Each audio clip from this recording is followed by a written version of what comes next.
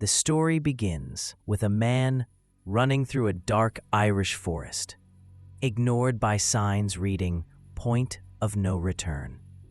These signs aren't just ominous, they're warnings that go unnoticed. Darkness falls, birds scatter, and the man is dragged away by an unseen force. This is where the horror kicks in. The forest isn't just dark, it's alive, watching, selecting. We then meet Mina, a lonely artist who takes a detour into this forest while delivering a rare parrot. Her car breaks down, her phone dies, and just like that, she's in the same cursed zone. This isn't your typical survival horror.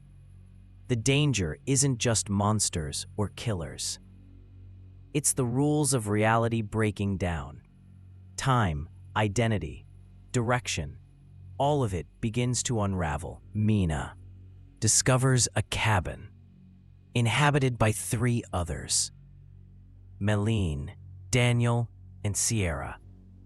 They've all been trapped by the forest's invisible jailers, creatures they call the Watchers. These beings appear every night, but they don't attack, not right away. They observe through mirrors and windows, like an audience at a theater. This is where it gets horrifying. You must stand in front of a mirror every night so they can confirm you're in place. If you stray too far before dark, you're lost. If you answer a knock at the door, thinking it's your loved one, you die. The Watchers seem to enjoy routine, repetition, performance. They clap when new people arrive. They enjoy watching human interaction like it's a TV show. Literally, inside the cabin are stacks of romantic reality show discs that the Watchers apparently enjoy. This is horror reimagined, not as violence, but as unseen spectators who crave our lives, our habits, our identities. The story explicitly connects the Watchers to European folklore, changelings, fae, winged ones, but these aren't your Disney fairies. In myth, changelings replaced human children with inhuman doubles. They were uncanny, almost but not quite human, and always watching. In this story, the Watchers do more than mimic. They replace. They study you until they can wear your skin, use your voice, even carry your memories. They're not monsters. They're perfect imposters. These creatures are obsessed with human behavior, watching rituals, gestures, dance, and love. They don't just feed on flesh. They feed on human identity. Why the mirrors? Because they need to study how we perform ourselves. Every smile, every dance move, every apology. It's data. So they can replace you perfectly. The horror here isn't physical. It's existential. What happens when you're no longer you? When something else wears your face better than you ever did? The Watchers may have once been benevolent. Meline, the old woman, explains that the ancient fairies were friends to humanity, trapped underground by old magic. Now, they hate us. Why? Because we banished them, demonized them, erased them from the world. Now, they're fighting back, using mimicry, infiltration, and fear. They want to live among us, but they'll take our place to do it. In a chilling twist, we learn the cabin is built by a man named Professor Rory Kilmartin, who was obsessed with studying these creatures. He created a fortified bunker beneath the cabin, observing the watchers like they were lab rats. Eventually, he lured a red-haired fairy girl into a cage and tried to domesticate her. For a time, it worked. She changed forms. Sometimes she was beautiful, other times monstrous, but always watching. He fell in love with her, or maybe just the idea of controlling the unknown. But here's the twist. He failed. She escaped and took his knowledge with her.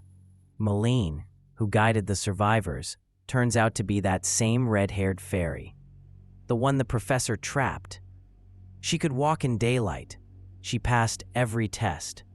She infiltrated the world. It's unclear how long she's been free, but she's been watching Mina the whole time. Why? Because Mina might be one of them too. At the end, Mina learns she's a half-blood, part human, part fairy.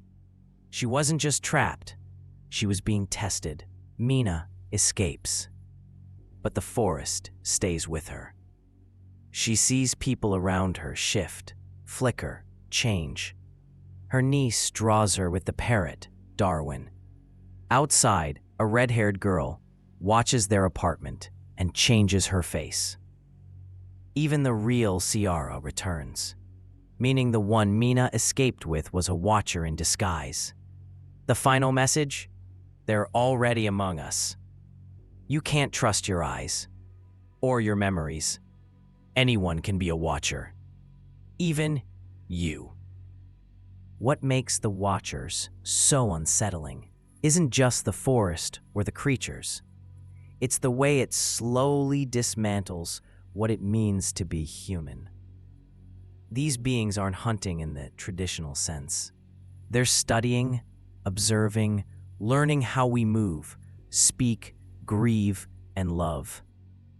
They don't attack us outright. They watch us until they can imitate us perfectly, until no one can tell the difference. This isn't a story about monsters hiding in the dark. It's about creatures who want to take your place in the light. They don't need to kill you to destroy you. They just need to understand you enough to step into your life and live it better than you ever did. That's the horror, not being eaten, being erased.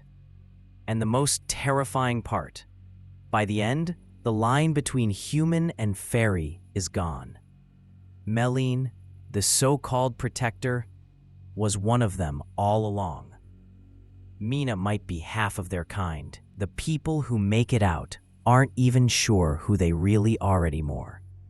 So when you look at someone you've known forever, and something feels just a little bit off, maybe the way they talk, or smile, or remember things, ask yourself, are they really who they say they are?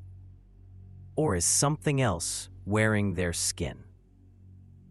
We break down the stories where monsters aren't just out there in the dark. They might already be standing next to you. So subscribe now and stay human while you still can.